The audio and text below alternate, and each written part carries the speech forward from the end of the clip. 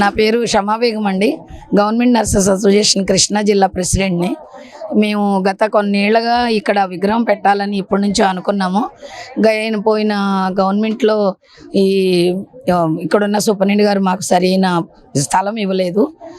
ఎదుర మేము superintendent office ఎదురుగా పెట్టాలనుకున్నాము, కానీ అక్కడంతా కుదరక ఇంకా ఇక్కడ తీసుకున్నాం. ఇప్పుడున్న సూపరింటెండెంట్ గారు మాకు చాలా హెల్ప్ చేశారు.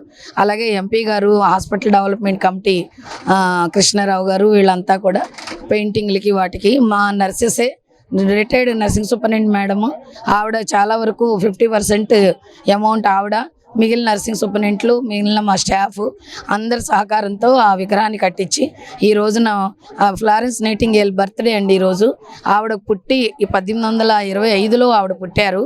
1910లో ఆవిడ చనిపోయారు. 2.5 దశాబ్దాల ప్రకారం ఆవిడ నర్సింగ్ని, మోడర్న్ నర్సింగ్ని తీసుకొచ్చిందే ఆవిడండి. ఆవిడ ఇతర దేశాల్లో పుట్టి అక్కడే నర్సింగ్ని స్థాపించారు, కానీ ఇండియాకు కూడా దాన్ని ఎస్టాబ్లిష్ చేసి అట్టడుగున ఉన్న 10th క్లాస్ క్వాలిఫికేషన్తో ఒకప్పుడు మేము నర్సింగ్కి వచ్చేవాళ్ళం. ఈ రోజున నీట్ క్వాలిఫై అయితే కానీ మాకు సీట్ రావట్లేదు. ఆ స్టేజ్కి మా నర్సింగ్ ఎదిగిందండి.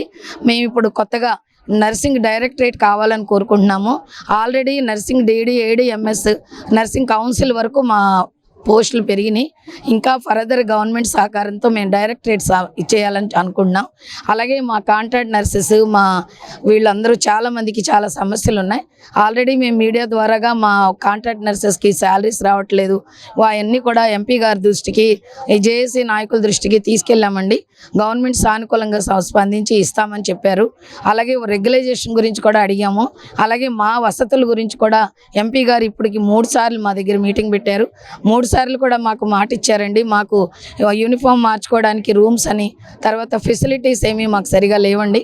అవన్నీ కూడా, అలాగే ఇయర్లీ 2 times మెడికల్ చెకప్ గురించి కూడా సార్కి చెప్పాం. రూమ్స్ గురించి కూడా చెప్పాం. కాంట్రాక్ట్ నర్సెస్ రెగ్యులైజేషన్ గురించి చెప్పాం.